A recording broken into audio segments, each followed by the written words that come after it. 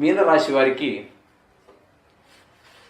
ఫిబ్రవరి నెల 2025 సంవత్సరం గోచార ఫలితాలు ఏ విధంగా ఉన్నాయనేది సశాస్త్రీయమైన పద్ధతిలో తెలుసుకునేటువంటి ప్రయత్నం చేద్దాము.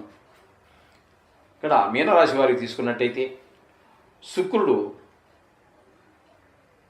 జన్మంలో శుక్రుడు చాలా శుభప్రదమైనటువంటి ఫలితాలను ఇస్తుంటాడు. శరీర ఆరోగ్యం బాగుంటుంది, ఆదాయం బాగుంటుంది, మంచి ప్రవర్తన, మంచి ఆలోచన. అలాగే శుక్రుడు ఈ ఈ లలిత కళల్లో ప్రవేశం ఉన్నటువంటి వారికి చాలా అనుకూలంగా ఉంటాడు. అలాగే సినిమా రంగంలో వాళ్ళకి, ఈ టీవీ రంగంలో ఉన్నటువంటి వారికి, సోషల్ మీడియాలో ఉన్నటువంటి వారికి అనుకూలమైనటువంటి ఫలితాలన్నీ కూడా శుక్ర భగవానుడు ఇస్తూ ఉన్నాడు. అదే మీనంలో రాహుగ్రహం యొక్క సంచారం కూడా జరుగుతోందండి. ఇక్కడ ఆయన యొక్క ప్రవర్తన వల్ల అన్ని దుష్ట ఆలోచనలు, దుష్ట ప్రవర్తన, ఈ విధమైనటువంటి కొంచెం అనారోగ్యాలు, కామక్రోధ లోభాలు, అలాగే విషపురుగుల వలన, అంటే మనం దోమలు కావచ్చు, బొద్దింకలు, తేళ్ళు, జర్రులు, ఇట్లాంటి వాటి వల్ల, అట్లాంటి వాటి వల్ల, ఎలకల వల్ల కూడా, ఇట్లాంటి కొన్ని విష క్రిముల వల్ల కూడా కొంచెం అపాయం జరిగే అవకాశం ఉంటుంది.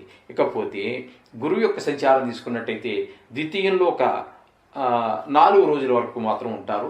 ఆ 4 రోజులు కొంచెం శుభప్రదమైన ఫలితాలు హాయిగా ఉన్నప్పటికీ తదుపరి నెలంతా కూడా తృతీయంలోనే ఉంటారు. కాబట్టి తృతీయంలో గురువు యొక్క సంచారం కొంచెం జాగ్రత్తగా ఉండవలసిన, కొంచెం యాక్సిడెంట్ అవి జరిగే అవకాశం కూడా కొంచెం మనకి గోచరిస్తూ ఉంటుంది. తృతీయంలో గోచార గురువు ఆ విధమైనటువంటి ఫలితాలన్నీ ఇస్తూ ఉండడం మనం అది శాస్త్రంలో చెప్పబడలేదు, కానీ అనుభవంలో చాలామందిని చూడడం జరిగింది. తృతీయంలో గోచార రీత్యా గురువు జరిగేటువంటి సందర్భంలో నాకు తెలిసి చాలామందికి యాక్సిడెంట్, చిన్నపాటి, అంటే పెద్ద భయంకరమైన కాదు, చిన్నపాటి యాక్సిడెంట్ జరగడం నేను కళ్ళతో చూశాను, నా అనుభవంలో ఉన్నాయి. ఈ విధంగా ఉంటుందండి. ఇకపోతే చతుర్థ పంచమ స్థానాల్లో కుజుని యొక్క సంచారం జరుగుతోంది. చతుర్థ పంచమ స్థానాలలో ఏ విధమైనటువంటి శుభప్రదమైనటువంటి ఫలితాలను కుజుడు ఇవ్వజాలడు.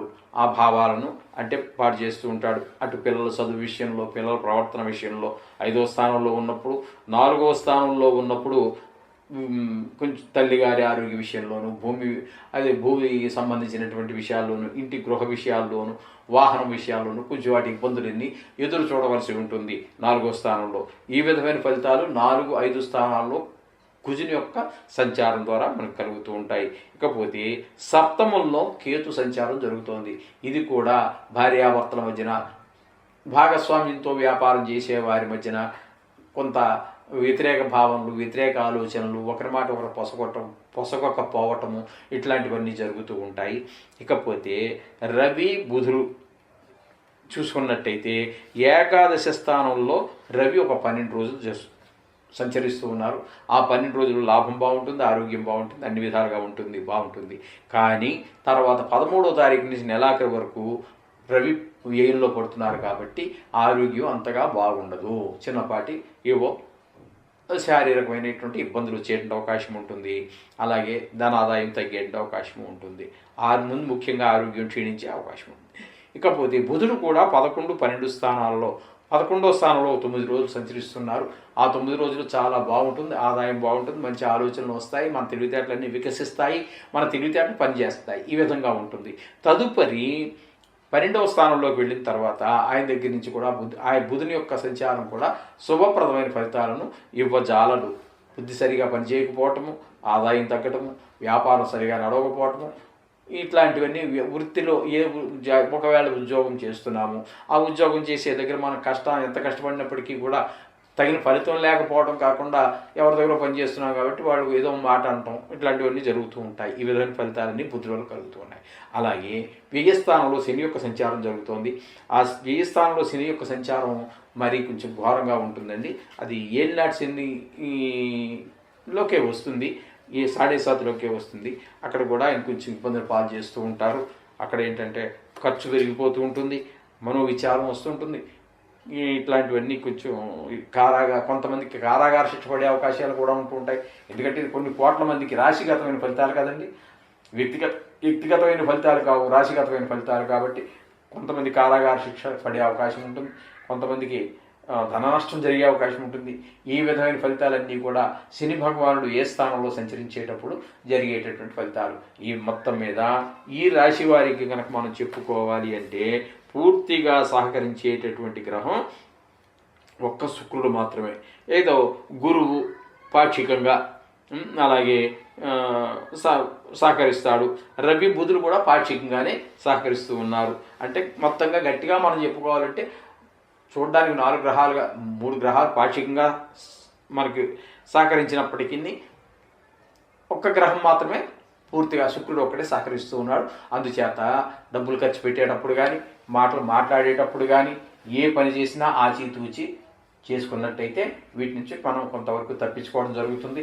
రోజు ఎలాగో మనం నవగ్రహ పూజ మంత్రాలు ఏవో చెప్పుకుంటున్నాం, వాటితో పాటుగా ఈ నెలలో వచ్చేటటువంటి విశేషమైన పూజలు 2 ఉన్నాయి. అవి ప్రతి నెల వచ్చేటటువంటివి కాదు, సంవత్సరానికి ఒక్కసారి వచ్చేటటువంటివి. ఒకటి రథసప్తమి. ఆ రథసప్తమి రోజున ఆ సూర్య భగవాన్ని ప్రార్థించండి, కొంత టైం కేటాయించి మరీ ప్రార్థించండి. ఆరోగ్యం బాగుంటుంది. ఆరోగ్యం భాస్కరాది చేతు. భాగ్యాలన్నిటికంటే కూడా గొప్ప భాగ్యం ఏంటంటే ఆరోగ్యమే మహాభాగ్యం అన్నారు. కాబట్టి తప్పకుండా ఆ సూర్య భగవాన్ని ఆడవాళ్ళు చేసే పనులు పాయసం అది బారుబయట వండుతారు, వారు చేస్తారు. మీరు మాత్రం తప్పకుండా సూర్య భగవాన్ని ప్రార్థించండి. ఆయన రాజు కాబట్టి, నవగ్రహాలకు రాజు కాబట్టి ఆయనకి అన్ని నవగ్రహాల మీద పట్టుంటుంది, 12 రాసుల మీద పట్టుంటుంది. కాబట్టి మీకు వాటినన్నింటినీ కూడా ఆ బాధల నుంచి విముక్తి చేయడానికి ఆయన సర్వసమర్థుడు. అట్లాగే మహాశివరాత్రి నేను చెప్పవలసిన పని లేదు. ఆయన నవగ్రహ దోషాలతో పాటుగా మీ జీవితంలో చేసిన అనేక పాపాలని, అనేక దోషాలని కూడా హరించేస్తాడు.